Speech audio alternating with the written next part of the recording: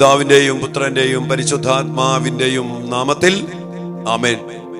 കർത്താവേ, അങ്ങയോട് കൂടെ എപ്പോഴും ഞങ്ങളായിരിക്കുവാൻ ആഗ്രഹിച്ചുകൊണ്ട്, അതിനായി അങ്ങ് ഞങ്ങളെ അങ്ങയോട് ചേർത്ത് പിടിച്ചുകൊണ്ട് എപ്പോഴും ഞങ്ങളെ സ്നേഹിക്കുന്നതിനെ ഓർത്ത് ഞങ്ങൾ അങ്ങേക്ക് നന്ദി പറയുന്നു. കർത്താവേ, അങ്ങയെ കൂടാതെ ജീവിക്കാൻ സാധ്യമല്ലാത്ത അവസ്ഥയിലാണ് അങ്ങ് ഞങ്ങളെ സൃഷ്ടിച്ചത്. ശാഖയ്ക്ക് തൈത്തണ്ടില്ലാതെ ജീവിക്കാൻ പറ്റാത്ത പോലെ ഞങ്ങൾക്ക് അങ്ങില്ലാതെ, അങ്ങയിലല്ലാതെ ജീവിക്കാൻ പറ്റാത്ത അവസ്ഥയാണല്ലോ. ഈ സത്യം അറിഞ്ഞ് ഞങ്ങളെ, ഞങ്ങളുടെ കുടുംബത്തെ, ഞങ്ങളുടെ മക്കളെ അങ്ങയോട് ചേർത്ത് പിടിക്കണമേ എന്ന് പ്രാർത്ഥിക്കുന്നു. കർത്താവേ, അതിനായിട്ട് അങ്ങയുടെ മക്കളെ ഓരോരുത്തരെയും, ഇവിടെ കുടുംബങ്ങളെയും തൈത്തണ്ടാകുന്ന അങ്ങയോട് ചേർത്ത് വച്ചുകൊണ്ട് അങ്ങയുടെ നാമത്തിൽ അങ്ങയുടെ അഭിഷേകത്തിനായി ഞാൻ പ്രാർത്ഥിക്കുന്നു. ആഴപ്പെട്ട ബന്ധത്തിൽ അങ്ങയുടെ മക്കളെ ഉറപ്പിക്കണമേ. അങ്ങയുടെ സാന്നിധ്യം നിറയട്ടെ. അമ്മ മാതാവിന്റെ മധ്യസ്ഥത്തില് സ്വർഗത്തോട് ചേർന്ന് വലിയ അഭിഷേകത്തിനായി പ്രാർത്ഥിച്ചുകൊണ്ട്, അതിനായി കർത്താവ് ഈശോ മിശിഹായുടെ കൃപയും പിതാവായ ദൈവത്തിന്റെ സ്നേഹവും പരിശുദ്ധാത്മാവിന്റെ സഹവാസവും ശതകുരിശനാൽ മുദ്രിതമാക്കപ്പെട്ട സംരക്ഷണവും പരിശുദ്ധ അമ്മയുടെ യോസേപ്പിതാവിന്റെ സകല വിശുദ്ധരുടെ മാലാഖമാരുടെ സാന്നിധ്യവും നൽകി ദൈവമായ കർത്താവ് മക്കളെ, നിങ്ങളുടെ കുടുംബങ്ങളെ അനുഗ്രഹിക്കട്ടെ, എപ്പോഴും എപ്പോഴും എന്നേക്കും. ആമേൻ. ഹല്ലേലൂയ. Praise the Lord.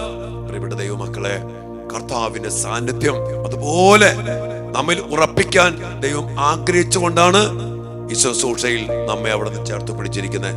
ഒരിക്കൽ കൂടി അച്ഛൻ പറയാണ്, നമ്മുടെ ഈ ശുശ്രൂഷ എല്ലാവരിലും എത്തിക്കണേ. നമ്മുടെ അനുഗ്രഹത്തിന്റെ എല്ലാം അടിസ്ഥാനം ഈ സാന്നിധ്യമാണ്. അവരുടെ സാന്നിധ്യം, കർത്താവിന്റെ സാന്നിധ്യം. നമ്മളിന്ന് ധ്യാനിക്കുന്ന സാന്നിധ്യത്തിന്റെ അടിസ്ഥാനത്തിലുള്ള വ്യക്തി ജോഷി നമുക്കറിയാം. ഈ കഴിഞ്ഞ ദിവസങ്ങളിൽ ധ്യാനിച്ചു നമ്മൾ മോശയെ കുറിച്ച്. മോശയുടെ പിന്നാലെ, മോശയുടെ കട്ടയ്ക്കെന്ന പോലെ അവനോട് ചേർന്ന് നിന്ന അവന്റെ പ്രിയപ്പെട്ട ശിഷ്യനാണ് ജോഷുവ. ഈ ജോഷുവ മോശയെ കണ്ടുപിടിച്ചു. എന്താണ് പഠിച്ചതെന്ന് അറിയോ? ദൈവബന്ധത്തിൽ മോശ ജീവിക്കണത്. അത് കണ്ട് പഠിച്ച ജോഷുവ നമ്മൾ കാണുന്നുണ്ട്. പുറപ്പാട് പുസ്തകം 31 അധ്യായത്തില് ഈ സമാഗമ കൂടാരത്തില് ഈ മോശ ശക്തമായിട്ട് പ്രാർത്ഥിച്ച് നമ്മൾ കണ്ടില്ലേ? സ്നേഹിതരോടെന്ന പോലെ ദൈവത്തോട് മുഖാഭിമുഖം മോശ സംസാരിക്കും. ആ സംസാരിച്ച് പ്രാർത്ഥിച്ച ശേഷം മോശ കൂടാരം വിട്ട് പാളയത്തിലേക്ക് പോകും. നമ്മൾ അവിടെ വായിക്കുന്നുണ്ട്. എന്നാൽ നൂനിന്റെ പുത്രനായ ജോഷുവ കൂടാരം വിട്ടുപോയിരുന്നില്ല. ജോഷുവ ആ കൂടാരം വിട്ടു പോകാതെ ആ ദൈവ സാന്നിധ്യത്തില് ദൈവത്തോട് ചേർന്നിരുന്നു. ഇതാണ് ജോഷുവ മോശയിൽ നിന്ന് കണ്ടുപിടിച്ച കാര്യം. അങ്ങനെ ദൈവബന്ധത്തില് ആഴപ്പെട്ട് ഇവൻ വളർന്നു. മോശ മരിക്കാൻ പോണ സമയത്ത് അവന്റെ മേൽ കൈകൾ വെച്ചു. വായിക്കുന്നുണ്ട് 34 അധ്യായത്തിന്റെ 9 വചനം. നൂനിന്റെ പുത്രനായ ജോഷുവ ജ്ഞാനത്തിന്റെ ആത്മാവിനാൽ പൂരിതനായിരുന്നു. കണ്ടോ? ജ്ഞാനത്തിന്റെ ആത്മാവിനാൽ പൂരിതനായിരുന്നു. കാരണം എന്തെന്നാൽ മോശ അവന്റെ മേൽ കൈകൾ വച്ചിരുന്നു. മോശ കൈവച്ച് പ്രാർത്ഥിച്ചു. ആ മോശ അവന് ലഭിച്ച അഭിഷേകത്തിന്റെ വലിയൊരു നിറവ് ഈ ജോഷുവയിലേക്ക് കൈമാറിക്കൊടുത്തു. അതിനാൽ ജ്ഞാനത്തിന്റെ ആത്മാവിനാൽ ഈ ജോഷുവ പൂരിതനായിരുന്നു. എന്റെ പ്രിയപ്പെട്ട മക്കളെ, ഈ ബന്ധം ഉറപ്പിക്കാൻ വേണ്ടി ജോഷുവ ചെയ്തു. ആ അഭിഷേകം ജോഷുവയ്ക്ക് കിട്ടി. അതുകൊണ്ട് തന്നെ ജോഷുവയുടെ വലിയ ശക്തി, ജോഷുവയുടെ ഉയർത്തപ്പെട്ട സ്ഥാനം ഈ ജോഷുവയെയാണ് ദൈവമായ കർത്താവ് മോശയുടെ പിൻഗാമിയായിട്ട് തിരഞ്ഞെടുത്തത്.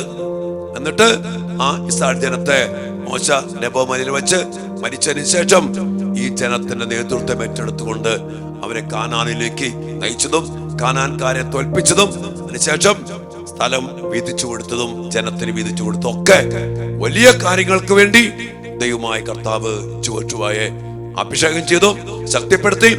അതിനേറെ ജോഷുവയുടെ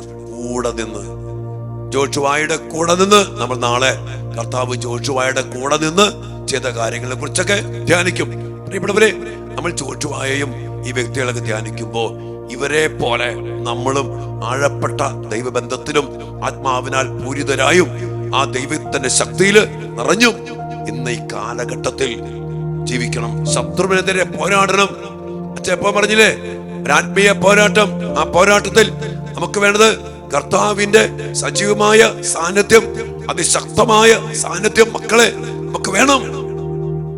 അതിനുവേണ്ടിയൊക്കെ തീക്ഷ്ണമായിട്ട് തീവ്രമായിട്ട് കർത്താവിനോട് പ്രാർത്ഥിക്കുവാൻ നമുക്കിടയാകട്ടെ. എല്ലാ കൃപകൾക്കും വേണ്ടി പ്രാർത്ഥിച്ചുകൊണ്ട് നമുക്ക് ആഗ്രഹിക്കാം. യേശുവിൻ കൂടുള്ള യാത്ര ആനന്ദമേ, ആ മാറോട് ചേർന്നിരുന്നാൽ ഭയമില്ലയേ. അൻപേറുന്ന കൈകളാൽ അത്ഭുതമായി നടത്തിടും, മാധുര്യമേറും മൊഴികളാൽ തൻ സ്നേഹമെന്നോട് പങ്കുവയ്ക്കും. ഒറ്റയ്ക്കു വിടുകയില്ല, മടുത്തു മാറുകയില്ല. ഒറ്റയ്ക്കു വിടുകയില്ല, മടുത്തു മാറുകയില്ല. അന്ത്യം വരെ ആ ചൂടുമതി യേശുവിൻ്റെ കൂടെ മതി. യെസ്, അന്ത്യം വരെ ആ ചൂടുമതി, യേശുവിൻ്റെ കൂടെ മതി. പ്രാർത്ഥിച്ചുകൊണ്ട് ആരാധനയ്ക്ക് നമുക്ക് പ്രവേശിക്കാം. നമ്മ എല്ലാവരെയും അനുഗ്രഹിക്കട്ടെ മക്കളെ. ആമേൻ. പരിശുദ്ധ പരമ ദിവ്യകാരുണ്യത്തിന് എന്നേരവും ആരാധനയും സ്തുതിയും പുകഴ്ചയും ഉണ്ടായിരിക്കട്ടെ. ഓ ദിവ്യകാരുണ്യീശോയെ, അങ്ങയുടെ സാന്നിധ്യം കൂടുതൽ കൂടുതൽ അനുഭവിക്കുവാനും ആ സാന്നിധ്യ ശക്തി സ്വന്തമാക്കിക്കൊണ്ട് ജീവിക്കുവാനും വേണ്ടി ഈ ദിവസങ്ങളിൽ ഞങ്ങളെ അങ്ങയോട് ചേർത്ത് പിടിച്ചിരിക്കുന്നതിനെ ഓർത്തും അങ്ങയുടെ പ്രിയപ്പെട്ട മക്കളുടെ ജീവിത മാതൃകകളും അവരിൽ അങ്ങ് പ്രവർത്തിച്ച അത്ഭുതങ്ങളും അങ്ങ് അവർക്ക് നൽകിയ വാഗ്ദാനങ്ങളും ഞങ്ങൾക്ക് സ്വന്തമാക്കാൻ വേണ്ടി ഞങ്ങളെ ഒരുക്കുന്ന ചേർത്ത് പിടിക്കുന്ന അങ്ങയുടെ വലിയ കരുണയോർത്ത് ഈശോയെ ഞങ്ങൾ അങ്ങയെ ആരാധിക്കുന്നു, സ്തുതിക്കുന്നു.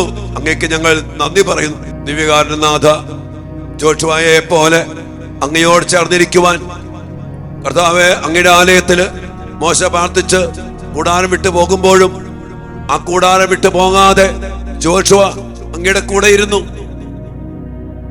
അങ്ങയുടെ ആത്മാവിനാൽ പൂരിതനാകാൻ ഇടയാകത്തക്ക വിധം മോശയോട് ചേർന്ന് നിന്ന് മോശയിൽ നിന്ന് അനുഗ്രഹം പ്രാപിച്ചു.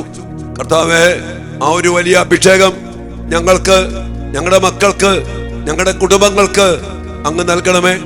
അങ്ങയുടെ സാന്നിധ്യത്തിന് പ്രാധാന്യം നൽകുവാൻ, അങ്ങയുടെ ശക്തി സ്വന്തമാക്കുവാൻ, ആത്മാവിനാൽ പൂരിതരാകുവാൻ, ദൈവിക ശക്തിക്ക് വേണ്ടി ദാഹിക്കുവാൻ ഞങ്ങൾക്കും ഞങ്ങളുടെ മക്കൾക്കും ഞങ്ങളുടെ കുടുംബങ്ങൾക്കും കർത്താവേ ഇടയാകട്ടെ എന്ന് ഞങ്ങൾ പ്രാർത്ഥിക്കുന്നു.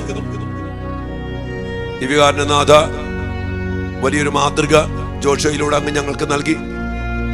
അങ്ങയുമായി ആഴപ്പെട്ട ബന്ധം, അങ്ങയിൽ ഉറച്ച നിൽപ്പ് കർത്താവേ, ഉദാശകളിലൂടെ പ്രാർത്ഥനയിലൂടെ അങ്ങയുമായി ആഴമായ ബന്ധത്തില് അങ്ങയുടെ കൂടെ ഇരുന്ന് നിത്യാരാധനയിലും വിശുദ്ധ കുർബാനയിലും കുർബാന സ്വീകരണം കഴിഞ്ഞു അങ്ങയോട് കൂടെ ഇരുന്ന് അങ്ങയാൽ നിറയപ്പെട്ട് അങ്ങയുടെ സാന്നിധ്യം ഉറപ്പിച്ച് ജീവിക്കുവാൻ ഞങ്ങൾക്ക് ഇടയാകട്ടെ.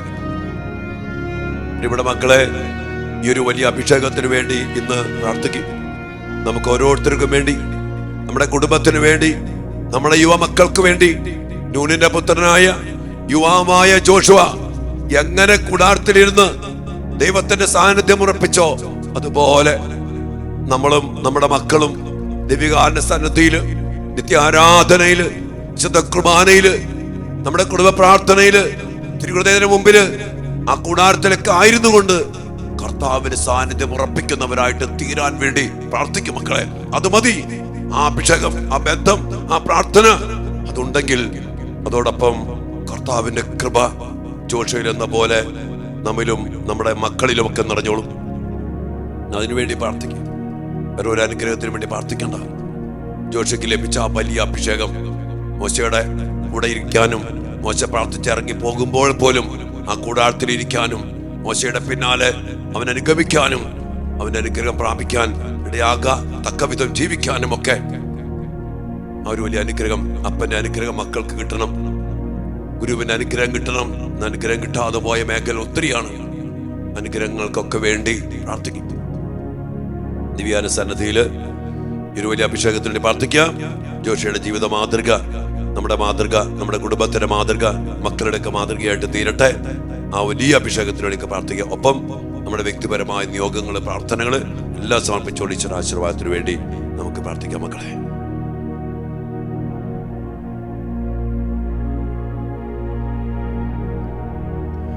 കൂടെ വസിക്കുന്ന ദിവ്യകാരൻ ഈശോയെ, അങ്ങയുടെ സാന്നിധ്യം ഉറപ്പിച്ചുകൊണ്ട് ഞങ്ങളെ, ഞങ്ങളുടെ മക്കളെയും കുടുംബത്തെയും അനുഗ്രഹിക്കണമേ. അതിനനുസരിച്ച് ഞങ്ങളും അങ്ങയോട് ചേർന്ന് നിൽക്കട്ടെ എന്നുള്ള വലിയ പ്രാർത്ഥനയോടെ അഭിഷേകത്തിനായി നമുക്ക് പ്രാർത്ഥിക്കാം. Hallelujah, hallelujah.